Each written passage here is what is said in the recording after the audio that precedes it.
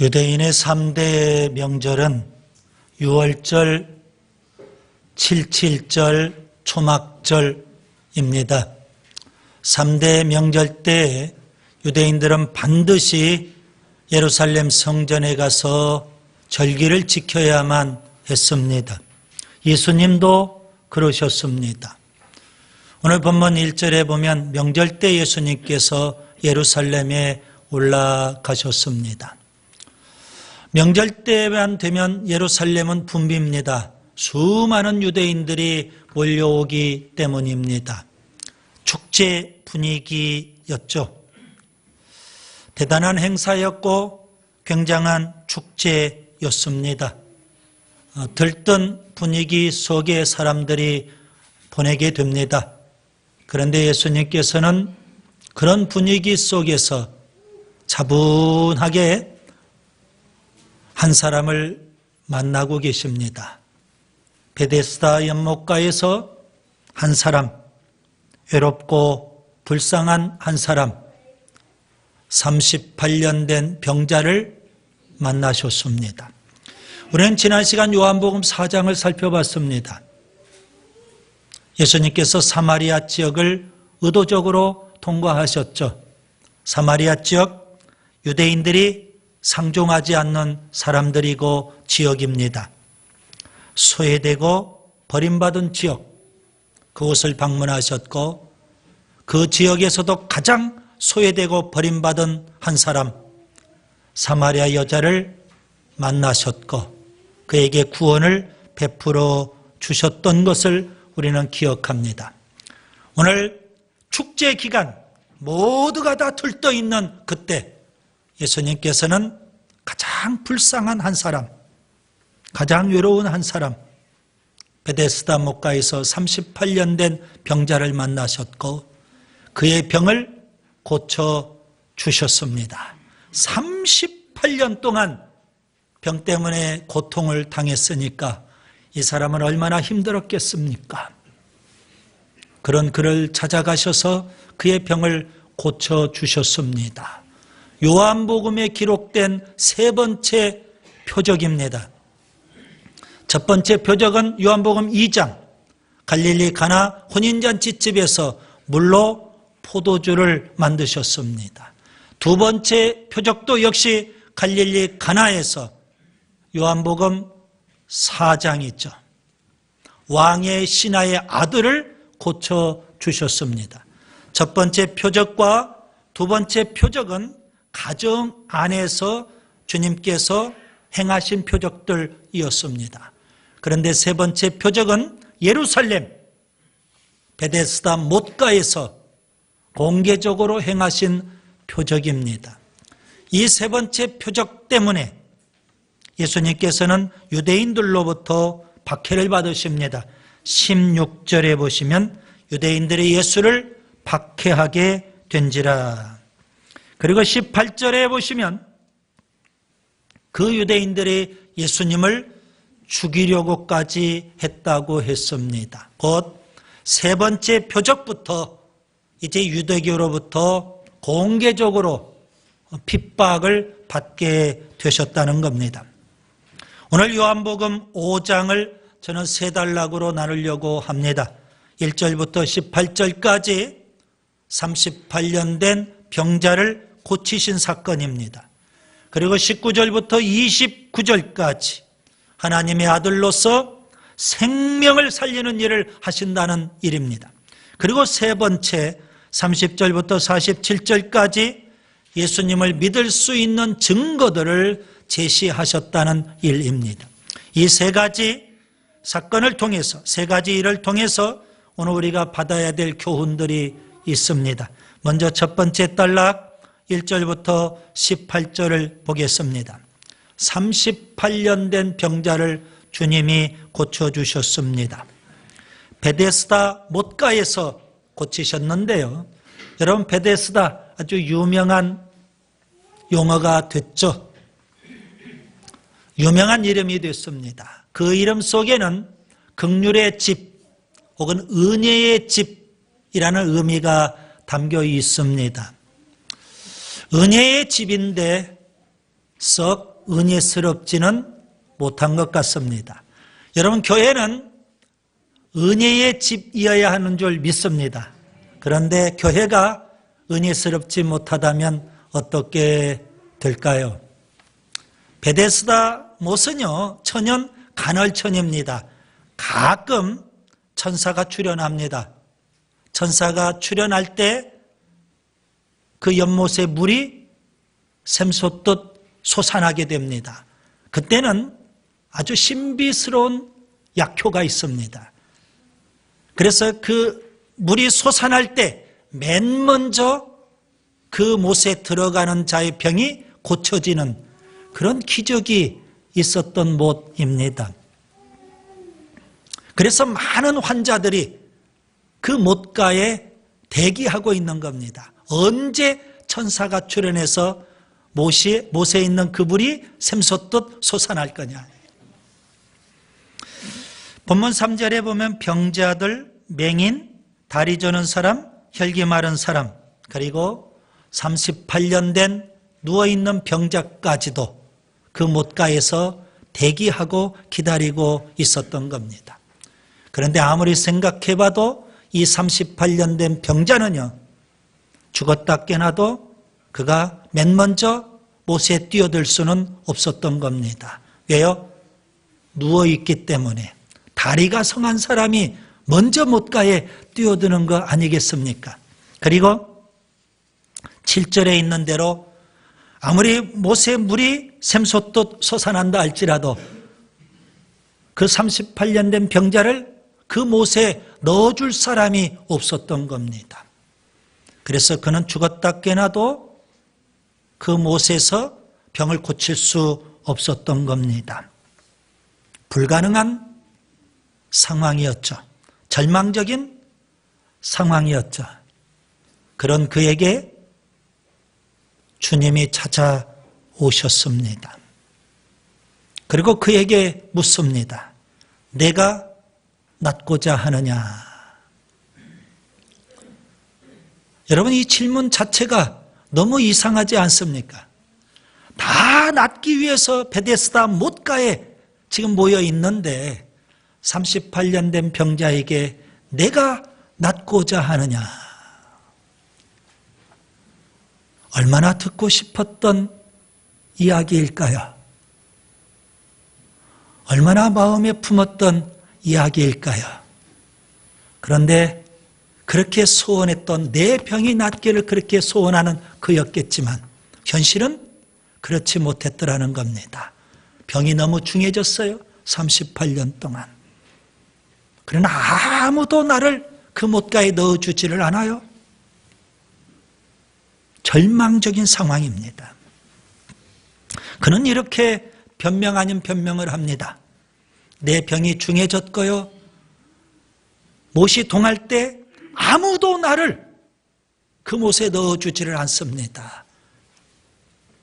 그래서 내가 이 상태로 있는 겁니다. 지금 그렇게 변명 아닌 변명을 합니다.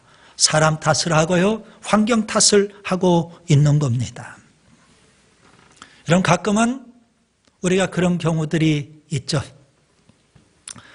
서두에 제가 베데스다 은혜의 집인데 은혜스럽지 못한 거 아니냐, 그렇게 말씀을 드렸어요. 천사가 가끔 출현을 하고 못에 물이 동하고 약효가 있고 맨 먼저 들어가는 사람이 치유가 되는데 좀 그렇죠. 여러분, 그 못가에 있는 모든 사람들이 그 못에 뛰어들어가서 다 치유가 된다면 얼마나 좋겠어요. 좀 그런 은혜스러운 집이 되면 좋겠는데 맨 먼저 뛰어드는 한 사람만 치유된다니, 여러분, 이게 좀 은혜스럽지 못하잖아요. 그래서 38년 된 병자 같은 사람이 생기게 된 겁니다. 그리고 그는 절망할 수밖에 없었던 겁니다. 오늘 우리 시대가 우리를 참 절망하게 합니다. 젊은이들을 참 절망의 늪에 빠뜨리고 하죠. 좀 열심히 일해보기 위해서 여기저기 취업의 문을 놓고 합니다. 이력서도 많이 써봅니다. 수없이 많은 이력서를 쓰고 직장을 놓고 해보지만 번번이 거절당합니다. 어떤 사람은 100번 이상 이력서를 썼다고도 합니다. 결국에는 절망하게 됩니다. 여러분. 그래서 취업 자체를 포기해 버리죠. 그런 사람을 가리켜서 니트족이라고 합니다. 그런 세대를 삼포세대라고도 표현합니다. 여러분. 왜 삼포세대일까요? 취업이 안 되니까 결국 취업을 포기하고, 그래서 연애도 포기하고 결혼도 포기하고 출산도 포기하고 자녀 갖는 것까지 포기하고, 그런 세대에 우리 젊은이들이 지금 살고 있는 겁니다. 아마도 38년 된 병자도 그런 절망에 쌓여 있었을 겁니다. 기대할 수가 없습니다. 꿈도 사라져 버렸습니다. 이제는 못에 경쟁적으로 뛰어들어야 되겠다는 의욕마저도 상실된 그의 모습을 보게 되는 겁니다. 그런 그에게 내가 낫고자 하느냐?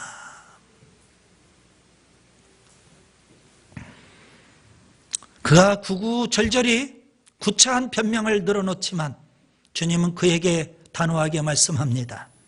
일어나 내 자리를 들고 걸어가라. 일어나, 그렇게 말씀하십니다. 여러분, 절망의 자리에서, 자포자기의 자리에서, 불가능의 자리에서 반드시 일어나야 되는 줄 믿습니다. 38년 동안 들어놓았던 그 자리, 주님의 음성에 그가 훌훌 털고 일어났습니다. 아멘. 기적은 그 순간에 일어나는 줄 믿습니다. 너무 오랜 시간이 흘렀습니다. 그렇지만 주님의 음성을 붙잡을 때에 여러분, 아무리 불가능한 것 같아도 역사가 나타나는 줄 믿습니다. 여러분, 그는 그동안 육체의 병 38년을 알아왔으니까요, 너무 병이 중했습니다. 거기에다가 이제 병을 나을 수 있는 가능성마저도 사라져 버렸어요. 정신적으로도 이제 끝난 겁니다. 정신적으로도 깊은 병에 사로잡히게 됐던 겁니다. 그런데 그가 그렇게 병을 앓게 된 근본 원인이 뭘까요? 14절에 보니까 그가 병을 고침받고 나중에 주님께서 그를 만나셔서 그에게 뭐라고 하십니까? 다시는 죄를 범하지 말라. 이렇게 말씀하신 걸 보면 그의 병의 근본 원인은 죄 때문이었습니다. 그는 육신적으로 병을 앓았고요, 환경이 그를 절망하게 만들어서 그는 정신적으로도 깊은 병에 앓았고요, 게다가 죄 때문이 그 죄를 회개할 줄도 모르고 그 죄가 죄인 줄도 모르고 그동안 살아왔던 영적인 병까지 앓고 있었던 겁니다. 그런 그가 자리를 털고 일어나서 육신의 병을 떨쳐버리게 됐습니다. 여러분, 예수님은 어떤 분이실까요? 외롭고 불쌍한 사람, 절망적인 사람, 소망이 없는 사람, 그런 그에게 찾아가셔서 그 절망의 자리를 들고 일어나도록 해주시는 분인 줄 믿습니다. 그 다음에 두 번째, 여러분 19절부터 29절을 보세요. 예수님은 생명을 살리는 일을 하십니다. 예수님께서 38년 된 병자를 치유해 주셨을 때 유대인들이 그 예수님에 대해서 거세게 항의를 합니다. 왜 그랬을까요? 안식일 때문입니다. 안식일에 예수님께서 그 병을 고쳐주셨어요. 그런데 안식일에 병을 고치는 것도 유대인들이 볼 때는 문제예요. 그리고 안식일에 그 38년 된 병자가 자리를 들고 가는 것도 문제가 됐던 겁니다. 유대인들은 안식일을 철저히 지키죠.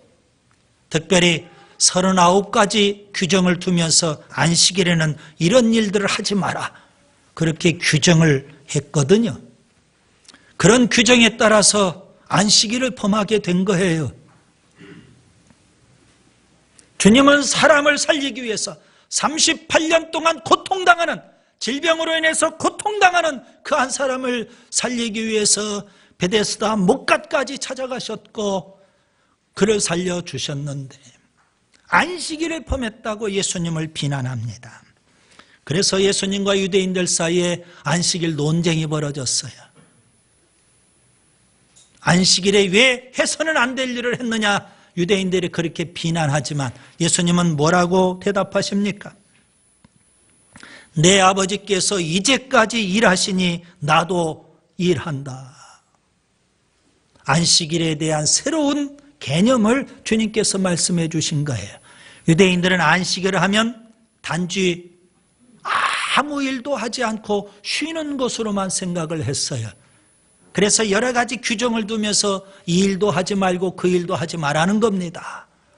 그런데 예수님은요, 하나님께서 이제까지 일하시니 나도 일한다. 안식일에 일하시겠다는 겁니다. 여러분, 진정한 안식일, 그건 뭘까요? 일하는 날인 줄 믿습니다. 무슨 일을 해야 될까요? 사람을 살리는 일, 생명을 살리는 일, 그 일을 하는 날이 무슨 날이에요? 안식일인 겁니다.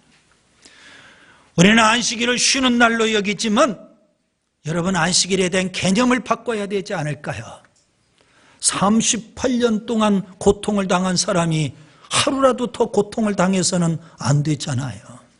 안식일, 그날 주님은 살려주셔야만 됐습니다. 왜 그럴까요? 여러분, 19절 20절을 보세요. 예수님께서는 아버지 되신 하나님께서 하시는 대로 일하신다는 겁니다. 특별히 17절, 내 아버지께서 이제까지 일하시니, 하나님을 내 아버지라고 표현하셨어요. 하나님을 친아버지로.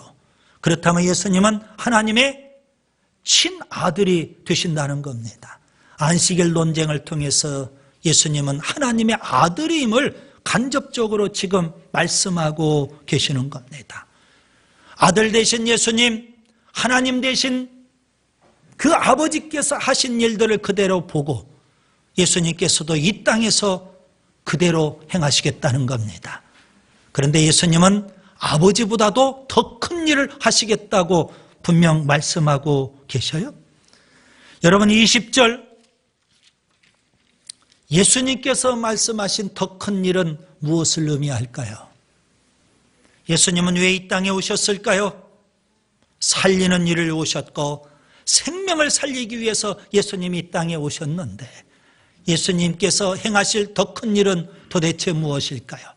우리가 이제 요한복음을 계속 공부해 갈 텐데요, 요한복음 후반부에 보면 예수님께서 십자가에 죽으시고 부활하셨어요.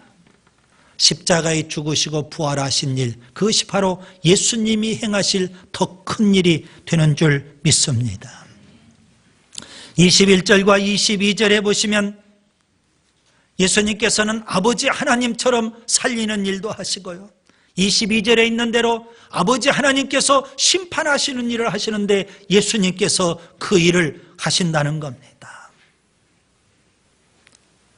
사람을 살리는 일, 그리고 사람을 심판하는 일, 이거 누가 하는 일일까요? 하나님이 하시는 일이에요. 그 일을 위해서 예수님은 이 땅에 오셨어요.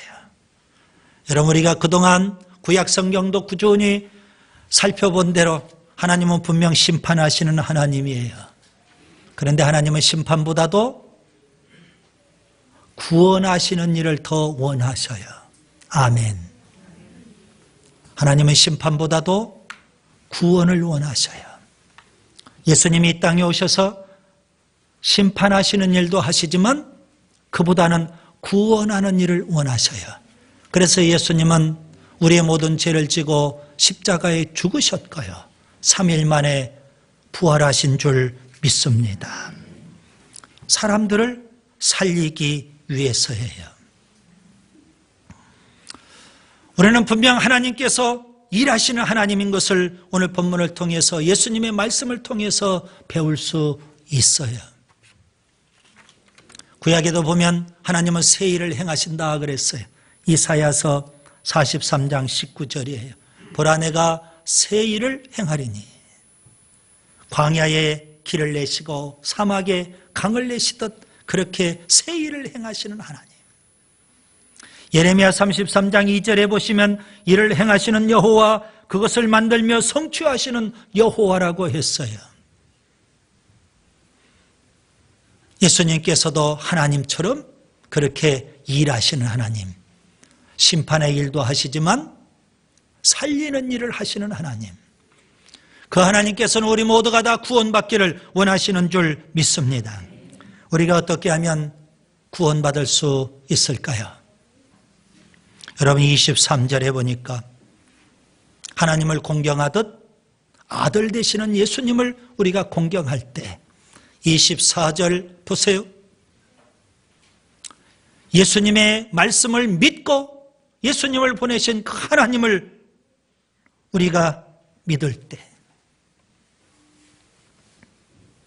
그때 예수님께서는 우리에게 영생을 주시고 사망에서 우리를 생명으로 옮겨주신다고 말씀하고 있어요.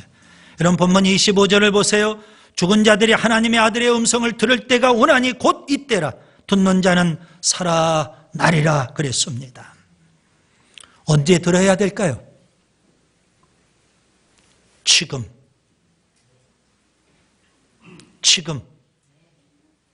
우리가 복음을 들어야 되고 지금 살리는 이 말씀을 들어야 되는 줄 믿습니다. 듣는 자는 살아나리라 그랬어요. 이것을 여러분 죽은 자가 살아나는 것을 우리는 부활이라고 하는데요. 오늘 본문에 보면 세 가지 부활을 지금 말씀하고 있어요. 그 중에 하나가 오늘 25절 이때라 듣는 자는 살아나리라.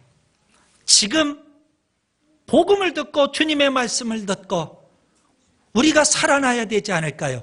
이것을 영적인 부활이라고 표현할 수 있어요. 에베소서 2장 1절에 보면 예수 믿기 전에 우리는 허물과 죄 때문에 다 죽어 있었다는 겁니다. 영적으로 죽어 있어요. 그런 우리들이 하나님의 말씀을 듣고 복음을 들음으로 죽은 우리의 영혼이 사는 줄 믿습니다. 영적인 부활을 말하고 있는 거예요. 그리고 이 땅의 삶이 다 끝나면 우리의 육신은 죽어서 흙으로 돌아가지만 우리의 영혼은 어떻게 될까요? 우리의 영혼은 낙원의 상태에 놓여 있게 돼요. 그리고 예수님께서 재림하실 때, 예수님이 공중에 재림하실 때 예수 믿다 죽은 영혼들은요, 그때 부활을 하게 됩니다. 부활체를 입고 재림하실 그 예수님을 맞이하고 공중에서 어린 양의 혼인잔치에 참여하게 되고 그리고 천년왕국 그리고 천국에서 영생복락을 우리가 누리게 될 거예요. 그때 예수님 재림하실 때 부활하게 되는데요. 그것을 29절에서는 생명의 부활이라고 그렇게 표현하고 있어요. 그러나 이 땅에서 영적인 부활을 경험하지 못한 자, 예수님의 말씀을 믿지 않은 자, 복음을 받아들이지 않은 자는요, 이 땅에 살다가 그의 육신은 죽어서 흙으로 돌아가겠죠. 그의 영혼은 어떻게 될까요? 음부의 상태에 놓여 있게 될 거예요. 그리고 예수님께서 재림하시고 천년왕국이 지나고 이제 그 예수님께서 최후의 심판 행하실 때 그때 예수 믿지 않고 죽은 그 영혼들이 부활을 하게 돼요. 부활체를 입고 심판대 앞에서 주님으로부터 심판을 받아요. 그리고 그들은 지옥의 형벌을 영원히 받을 수밖에 없게 될 거예요. 그때의 부활을 본문 29절에 심판의 부활이라고 그렇게 주님께서는 표현하셨습니다. 세 가지 부활이 있죠. 여러분 이 땅에서 우리가 예수님의 말씀을 듣고 복음을 듣고 우리가 구원받을 때 그것은 영적인 부활이고요. 그리고 예수님 재림하실 때 그런 우리들이 생명의 부활을 하여서 천년왕국과 천국에서 영생복락을 누리게 돼요. 그러나 이 땅에서 예수 믿지 않은 자, 이 땅에서 영적인 부활을 경험하지 못한 자, 그런 자는요, 예수님 최후의 심판 석상에서 그들이 부활을 하게 돼요. 심판의 부활이죠. 그때 심판받고 지옥에서 영원한 고통을 당하게 될 겁니다. 주님은 심판보다는 구원을 원하셔요. 하나님의 아들 되신 예수님 이 땅에 오셔서 하나님처럼 살리는 일도 하시고 생명을 살리는 일도 하시고 심판하는 일도 하시지만 심판보다는 생명 살리는 일을 더 원하셔요. 그래서 38년 된 병자도 찾아가셔서 그의 육신의 병도 고쳐주셨고요. 아멘.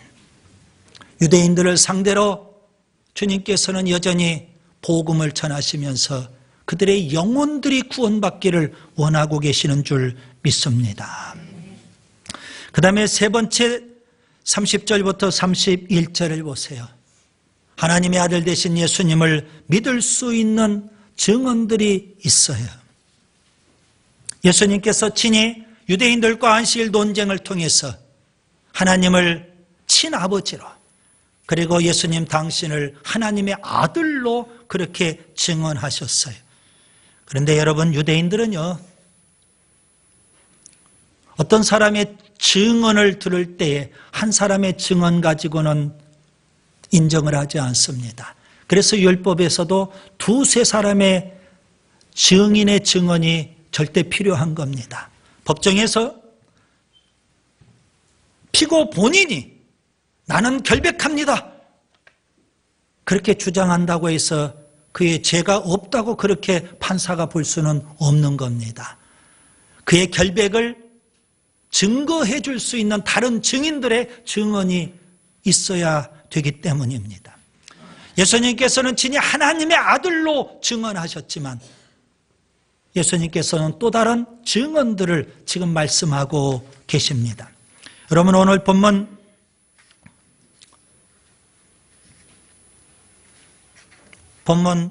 30절부터 47절까지를 보세요. 네 가지 증언을 주님께서 말씀하고 계십니다.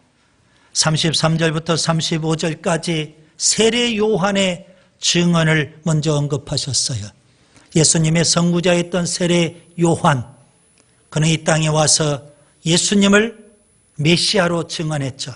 우리는 요한복음 1장에서 세례 요한의 증언에 대해서 살펴봤습니다. 그는 예수님을 세 가지로 묘사했어요.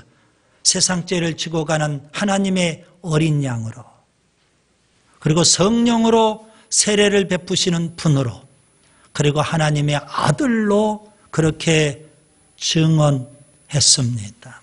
세례 요한의 증언이 있죠. 그리고 두 번째 36절에 보시면 예수님께서 행하신 사역, 그 사역이 또 증언하고 있습니다. 여러분, 열매를 보면 그 나무를 알 수 있는 것과 똑같은 이치입니다. 예수님께서 하신 사역, 역사, 이걸 보면 예수님께서 메시아, 하나님의 아들이라는 것을 증언하고 있다는 겁니다. 요한복음에는 특별히 7개의 표적을 기록해 주고 있고요. 우리는 지금 3가지 표적을 살펴봤어요. 그 표적들은 다 예수님이 하나님의 아들 그리스도라는 것을 웅변적으로 증언해 주고 있는 겁니다. 그 다음에 세 번째 37절, 38절에 보시면 하나님이 친히 예수님을 하나님의 아들로 증언하는 겁니다. 예수님 공생애에 보면 하나님께서 친히 하늘에서 2번에 걸쳐 예수님을 하나님의 아들이라고 그렇게 증언하셨어요. 예수님께서 세례 요한에게 세례를 받으실 때 마가복음 1장 11절에 보면 너는 내 사랑하는 아들이라 내가 너를 기뻐하노라, 하나님이 그렇게 하늘에서 증언해 주신 말씀이 있어요. 그리고 예수님께서 변화산에서 밤새 기도하실 때 예수님께서 놀라운 변화가 일어났죠. 그때 하늘에서 또 음성이 들렸어요. 마태복음 17장 5절에 이는 내 사랑하는 아들이요 내 기뻐하는 자라 그랬어요. 하나님께서 친히 예수님을 하나님의 아들로 증언하신 겁니다. 그 다음에 성경의 증언이 있습니다. 본문 39절입니다. 39절의 말씀을 우리 한번 같이 읽겠습니다.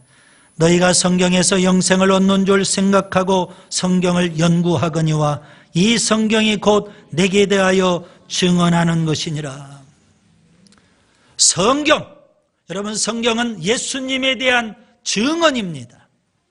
우리가 성경에서 다른 것 여러분 배우지 마시고 예수님을 배울 수 있기를 바랍니다. 구약 성경은 오실 메시아 예수 그리스도를 증언하고 있어요. 신약 성경은 오신 메시아 예수 그리스도를 말씀해 주고 있습니다. 그리고 요한계시록은 다시 오실 메시아 예수 그리스도.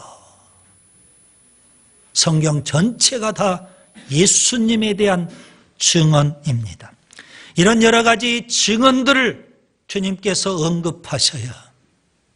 왜 그럴까요? 믿으라는 겁니다. 믿어야만 생명의 부활을 얻고 영생을 얻고 구원받기 때문에 그래요. 그런데 유대인들은 어떻게 했을까요? 안타깝죠? 여러분 38절을 보세요.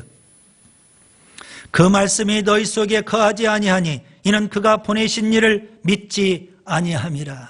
하나님께서 보내신 예수님을 유대인들은 믿지 않았어요. 44절도 보세요. 너희가 서로 영광을 취하고 유일하신 하나님께로부터 오는 영광을 구하지 아니하니 어찌 나를 믿을 수 있느냐. 참으로 안타까운 일이죠. 그들은 예수님을 몰랐어요. 하나님의 아들로 그렇게 믿어야 되는데 그들은 예수님을 믿지 못했어요. 예수님을 믿을 수 있는 많은 증거들이 있음에도 불구하고 믿지를 못했더라는 겁니다. 오늘 요한복음 5장에 보면 38년 된 병자가 나와요. 예수님이 그에게 찾아가셔서 38년이나 된 병을 고쳐주셨어요. 서두에도 말씀드린 대로 그의 병의 근본 원인은 죄 때문이었어요. 그런데요, 우리가 요한복음 5장 그리고 그 이유를 아무리 자세히 살펴봐도 38년 된 병자가 죄를 회개하고 죄사함을 받고 구원받았다는 기록이 없어요. 여러분 얼마나 안타까운 일입니까? 38년이나 된 내 병을 고쳐주신 그분에 대해서 이 병자는 몰랐던 겁니다. 사람들이 그에게 물었어요. 누가 너의 병을 고쳐줬느냐? 13절 보세요. 고침을 받은 사람은 그가 누구인지 알지 못하니 여러분 이런 사람이 예배당 안에도 많이 있어요. 병고침을 받았어요. 축복도 받았어요. 기도 응답도 받았어요. 그런데 이 38년 된 병자처럼 예수님을 몰라요. 얼마든지 그런 사람들이 있더라는 겁니다. 예수님께서는 표적을 통해서 당신이 하나님의 아들 그리스도임을 말씀하고 계시는데 유대인들은 그 예수님 앞에서 그 표적들을 보면서도 예수님을 믿지 않아요. 어찌 그들만 그러겠어요? 예수 믿어야,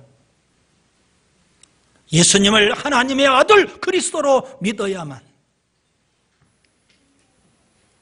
영적인 부활을 하고 생명의 부활을 하고 영생을 누리게 되는 줄 믿습니다.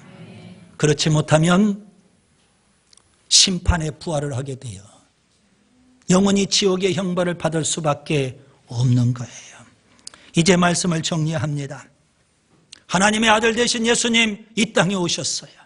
왜 오셨을까요? 생명을 살리기 위해서 오신 줄 믿습니다. 그 예수님은 하나님처럼 살리는 일과 심판하는 일을 하셔요. 그런데 심판하는 일보다 살리는 일을 더 원하셔요. 그래서 예수님 우리의 죄를 지고 더 큰 일, 십자가에 죽으시고 부활하셨어요. 우리에게 구원의 길을 열어주셨어요. 그 예수님을 하나님의 아들 그리스도로 믿기만 하면 우리가 구원받게 되는데요. 그 예수님을 믿지 아니하면 심판을 받게 되는 거예요. 38년 된 병자는 예수님을 만났고 그의 병은 고침받았지만 죄사함 받았다는 기록이 없어요. 너무 안타깝지 않습니까? 예수님을 만났고 병고침까지 받았는데 우리가 예배당에 와서 은혜도 받고 축복도 받았는데 진정 예수님을 만나지 못한다면, 하나님의 아들 되시고 그리스도 되신 그 예수님을 믿지 못한다면 무슨 의미가 있겠어요, 여러분? 예수님은 하나님의 아들 그리스도인 줄 믿습니다.